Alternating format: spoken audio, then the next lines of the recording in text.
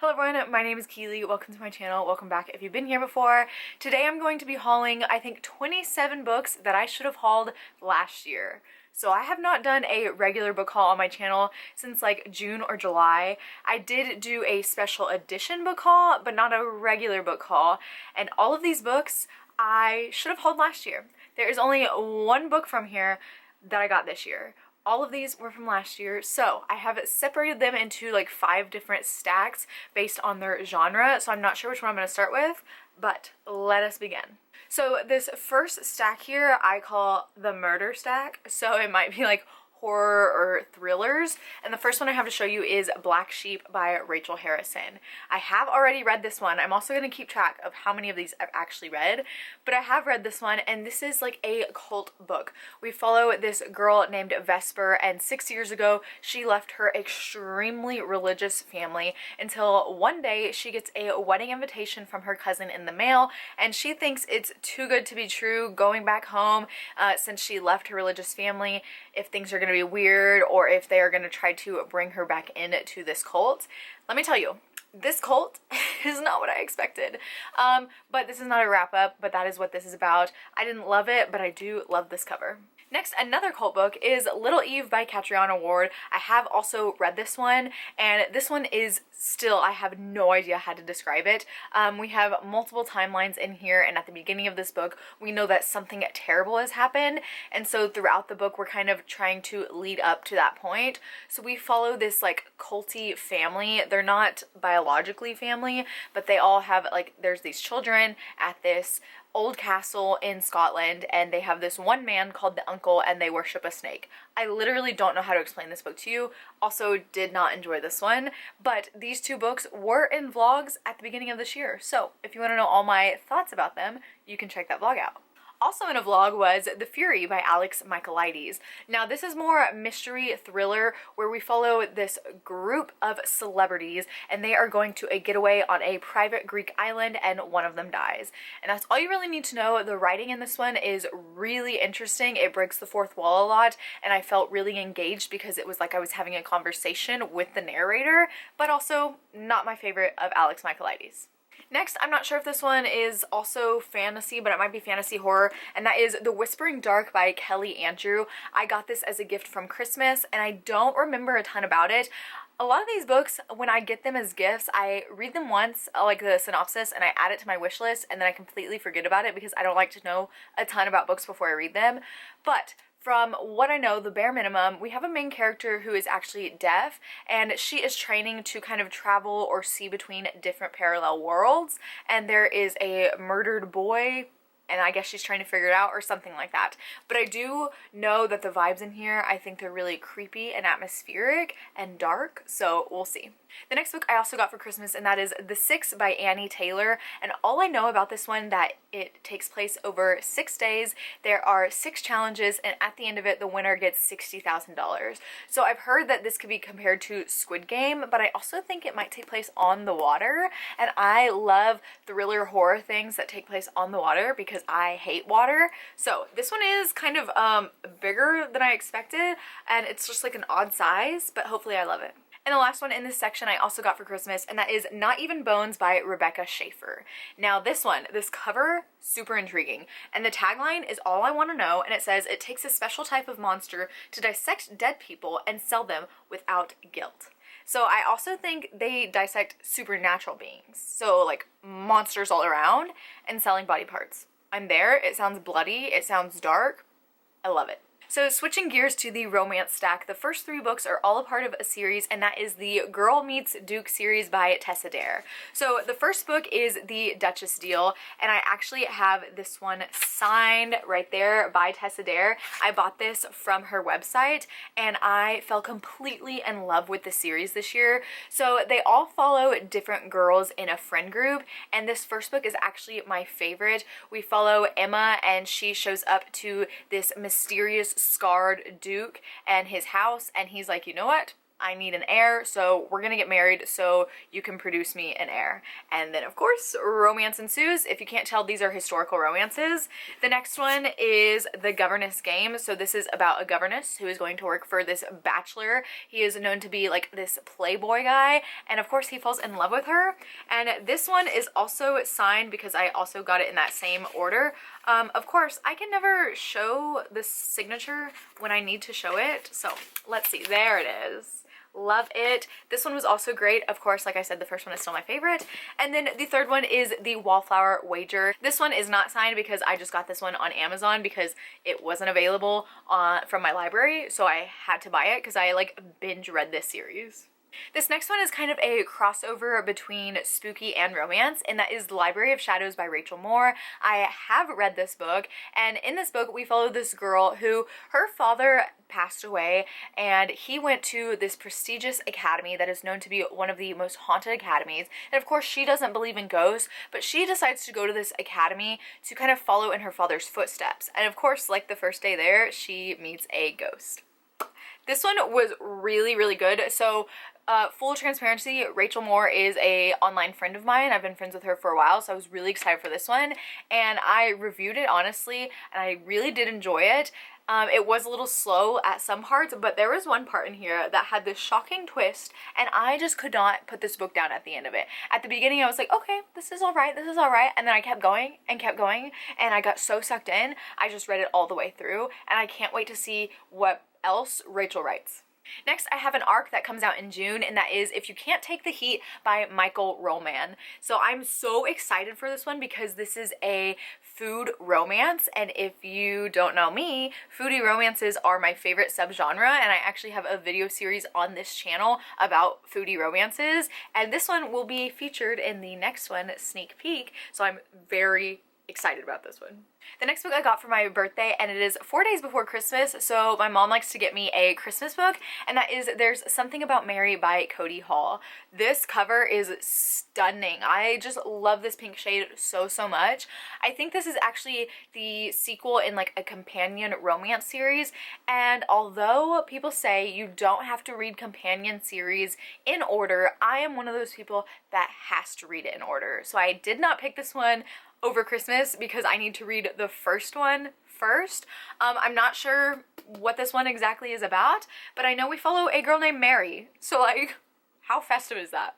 And the last romance book is the only book that I have gotten so far in 2024, and that is The 7-Year Slip by Ashley Poston.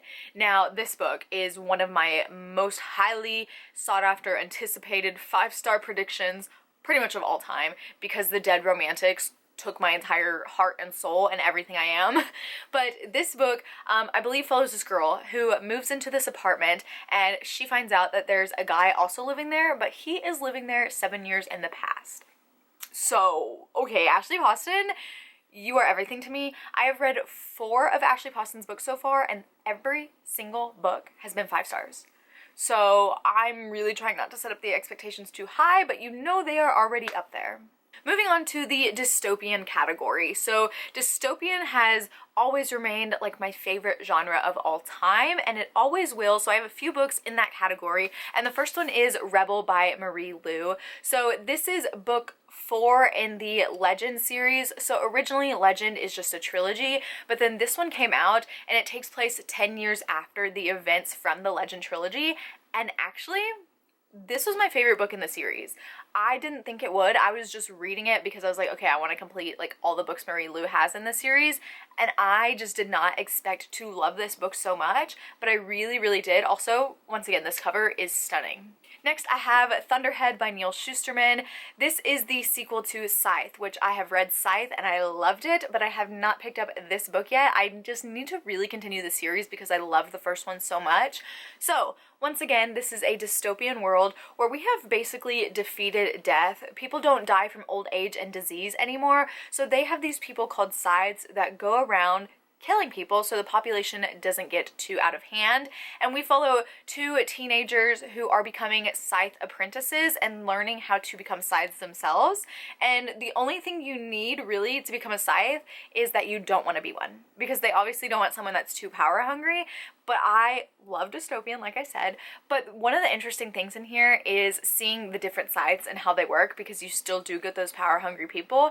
But I just really need to continue. I also just need to get the third book because I know I'm gonna want to binge it, and then also the short story collection. Next, another book I have read, and that is The Ballad of Songbirds and Snakes by Suzanne Collins. Of course, I'm sure you've heard about this one by now. I collect every edition of any Hunger Games book I can, and this is the movie edition, and honestly, I think I might like it better than like the non-movie edition, because this gold with the songbird and the snake is just so eye-catching, and I just love the black and gold contrast so much. And the last dystopian book I have is The Godhead Complex by James Dashner. This is book 2 in the Maze Cutter series, which is a spin-off of the Maze Runner series. Now, if you have seen my vlogs, I did vlog with this book, and I don't love this series, but I am so trapped in the Maze Runner world, I will read anything that James writes. This is another one that is just impossible to explain. The gist of it is we follow the descendants from the original characters in the Maze Runner, and the world is still bad and crazy, and these books follow so many different characters, and there's no cohesion, but I will keep reading them. Next, I have a Stephen King stack, and the first one I have is Danse Macabre, and this one is actually one of his nonfiction books. So I am a big Stephen King fan, and I am actually reading his books in publication order. However, I started this book in July, and I am 140 pages in. I just don't reach for it. This is really interesting though, because it is kind of Stephen King's overview look of the horror genre as a whole, which I really enjoy reading, but it is very dense and kind of hard to read at times, especially if I'm not really reaching for it. So I haven't been able to continue reading all of his books because I need to finish this one first, because I'm just stuck in reading the publication order of things. But this one, I will get through it. I'm looking forward to finishing it because I like to see all the different stories he mentions, because some of them I have read or watched, because this isn't just about books. It's about movies, radio, everything that encompasses horror. Next, I have Nightmares and Dreamscapes, and I believe this is a short story, horror collection, obviously horror, but this one is massive. Of course, it's Stephen King, a lot of his books are massive, but for a short story collection, only icons. Next, I have Night Shift, which is another short story collection, and I have actually read this one, and I did really enjoy it when I read it sometime last year. And then the last Stephen King book, I believe, is also another short story collection, and that is Skeleton Crew. I have not gotten to this one yet, but I love these editions so much. These are the new Hoffer and Stoughton UK paperback editions, and so I have been ordering them in chunks because they are re-releasing all of them in anticipation for Carrie's 50th anniversary, and all the spines lined up make this beautiful rainbow, and I just really love these covers as well. And the last stack I have is fantasy. Now, I am no longer a huge fantasy reader, but these are books that still pique my interest despite not liking fantasy, or I have already read them and may have enjoyed them. But the first one I feel like is the less fantasy one because it is mythology, and a lot of people classify mythology as fantasy. I don't. I classify mythology as its own genre, but that is The Chalice of the Gods by Rick Riordan. This is book 6. I still get so flabbergasted saying that, in the Percy Jackson series. I haven't read it yet because I'm currently rereading the entire Percy Jackson world before I start reading the new books, but I believe this follows Percy and Annabeth as they are getting ready to go to college. Next, I have Masters of Death by Olivia Blake. This was also in a vlog from last year about vampires, and I actually really loved this one. So we follow this girl named Violet, and she is a vampire, but she's also a realtor, and she's trying to sell this mansion, but it is haunted by Tom. Now, Tom is a ghost, and she cannot sell this mansion because Tom is haunting it. And it goes off from there. That is just the bare minimum of the synopsis. You start reading it and you're like, oh, okay, here's the synopsis, and then it goes off the rails and you don't know where it's going, but you're along for the ride. And I just really enjoyed it and had a great time, even though this book seems like everything I would hate. Next, I have the Glass series by Maria V. Schneider. So the first book is Storm Glass, and then we have Sea Glass, and then the last one is Spy Glass. Now, yesterday as I'm filming this, I just finished this entire trilogy, and I actually got these on Pango Books, and I didn't realize when I bought it that this first book is actually signed by Maria V. Schneider.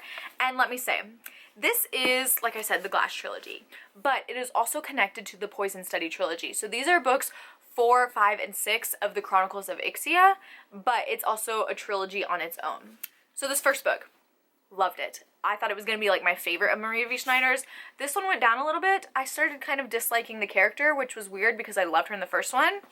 This one of the worst books I've read. I hated it, and because of that, I don't think I'm going to continue with the last trilogy and the Chronicles of Ixia, which I'm really sad with because I was loving it, but that last book put me off so much that I just don't know if I want to continue. So let me know if you've read the Glass series and also the other trilogies, and if I should continue those last 3 or not. And the last book I have in this haul was so kindly gifted to me from Liv from Liv's Library, and that is Graceling by Kristen Kishore.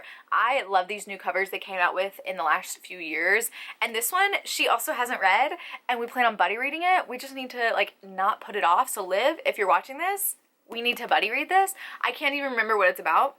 I just know that the main character is a Graceling, and I'm gonna find out what that is because I have no idea.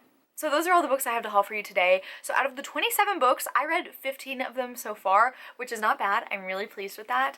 But I'm hoping my book buying slows down this year. I'm trying to save money. But yeah, it's been a while since my last book haul, so this is not too many books. It's not too bad. But that is it for this video. If you've made it this far, go ahead and leave the book stack emoji. But that is it. Thank you so much for watching. As always, all my social media links will be down below, and I will see you next time. Bye!